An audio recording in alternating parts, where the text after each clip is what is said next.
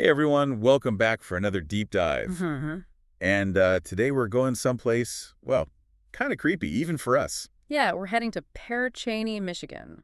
Or what's left of it, anyway. See, Pere Cheney is one of those places that Hmm. even just saying the name, it's like this instant ghost story vibe. Right, and that's what makes it so right for a deep dive, because we're not just dealing with spooky tales Well, here. this is way more than your average ghost story. This is about a real town with a real history that just seems to get swallowed by these incredible legends. Like, how does a place go from bustling lumber town to practically a byword for haunted? And that's the question, isn't it? Is Pere Cheney cursed, like folks say, or is there something else going on, something we can actually, understand? So to kick things off, give everyone the lay of the land. What are we talking about? Where did this all begin? Well, rewind to 1874. This guy, George Cheney, total lumber baron, he gets this idea. Oh, I know this kind of story. Right. Ambition in spades. So Cheney, he sets his sights on this chunk of land in Michigan, gets himself a land grant from the Michigan Central Railroad.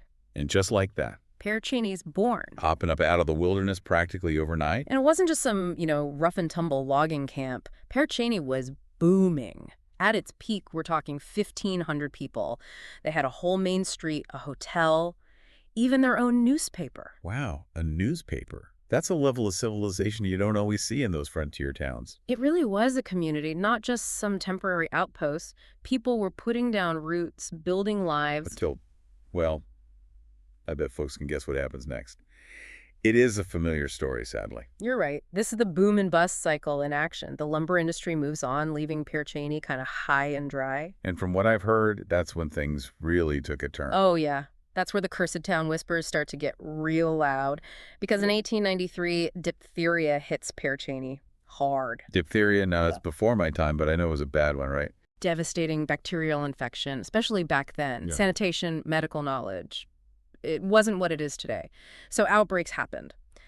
But the way it ripped through Pere Cheney, it was brutal. I can imagine a small town like that losing so many people so fast. It left a mark, that's for sure. Yeah. And, well, it kind of paved the way for the most enduring part of Pere Cheney's story, the legend of the witch. Right? The witch. Gotta love a good witch story. But like with a lot of these legends, there's, different versions floating around. Yeah, so some folks say she was the real deal, like casting spells, communing with dark forces, and Pere Cheney ran her out of town. Makes sense. Small town, probably pretty religious back then. Oh, totally. And anything outside the norm? Mm. Well, you're just asking for trouble. Right. So maybe this woman, she's just different. Maybe she knows some herbal remedies, helps with childbirth, that kind of thing. But next thing you know, whispers start.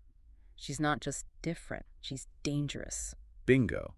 And when bad stuff starts happening, disease, fires, Yeah. who do you think they blame? The outsider. The one they already saw is different. Exactly. So whether she put a hex on Pere Cheney or folks just needed someone to blame, that story, it's stuck. And speaking of bad stuff happening, Yeah. it wasn't just diphtheria, right? This town went through it. Oh, yeah. Fast forward a few years, 1897, Pere Cheney gets slammed by, a whole series of fires. Now, fires in those days, especially in a lumber town, Yeah. that's got to be somewhat common, right? Sure, accidents happen. But in a town where everyone's already spooked, You start to see those fires as a little more than accidents. right, maybe that witch's curse is real after all. Humans are great at connecting those dots, even when, maybe, there's no connection to be made. Especially when we're talking about things we can't control, sickness, fire. That stuff's scary. So Pere Cheney, struggling to survive, it becomes this blank slate for people's fears. And ultimately, Yeah. those fears, those stories, they kind of win out, don't they? Because by 1917, what happens? Pere Cheney's a ghost town.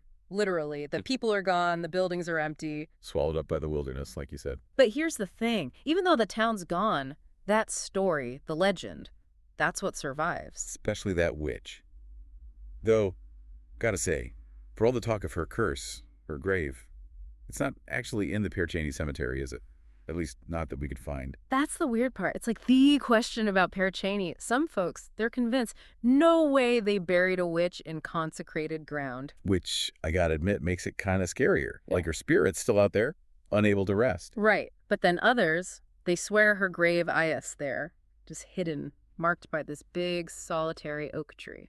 Which, again, spooky. Whether it's true or not, it ADDS to the whole vibe. 100%. But for folks who want to see Pere Cheney today, what's actually left? Not much, to be honest. Not much of a town anyway. Right. More like echoes of what was there. Yeah, maybe a few foundations, some dips in the ground where buildings used to be. But the place that really gets people, the Yeah. cemetery. The cemetery.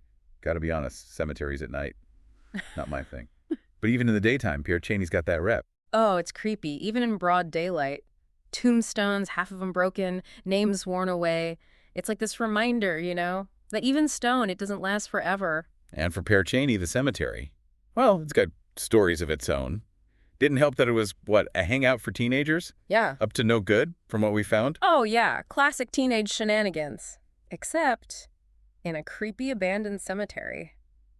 It hits different. Vandalism, that kind of thing. That's putting it mildly. We're talking like knocking over tombstones, spray painting. One story even said a group dug up a grave. Parading around with a skull? Okay, that's messed up, even for teenagers. Right. But get this. One of those kids, the ones who admitted to the grave robbing, he grows up to be sheriff of Crawford County. Wait, seriously? You can't make this stuff up. The guy who dug up a skull ends up, upholding the law? It's almost poetic in a kind of twisted way? It does make you wonder, what kind of effect does a place like Pere Cheney AFE on people? Like, did messing around in that cemetery with all its history and, potential for being haunted, did it put him on the path to law enforcement? Maybe he was trying to make up for past sins.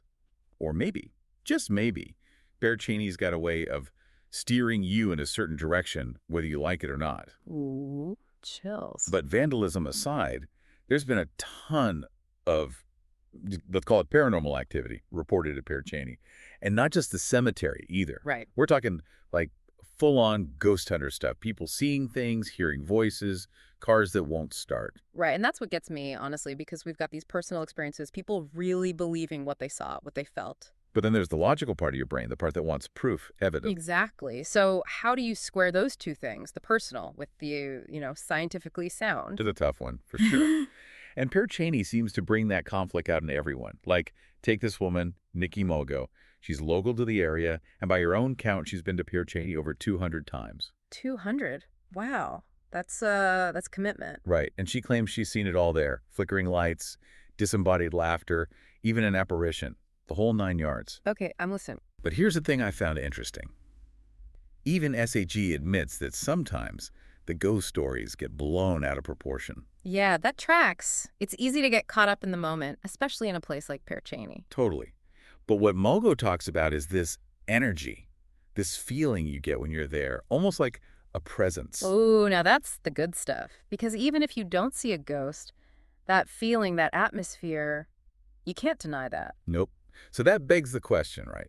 What is it about places like Pere Cheney? Is it just that we know something bad happened there? Or is it something more, like the land itself remembers? Which, if that's true, how do you even begin to explain that? It's like, do we make places haunted by believing they are?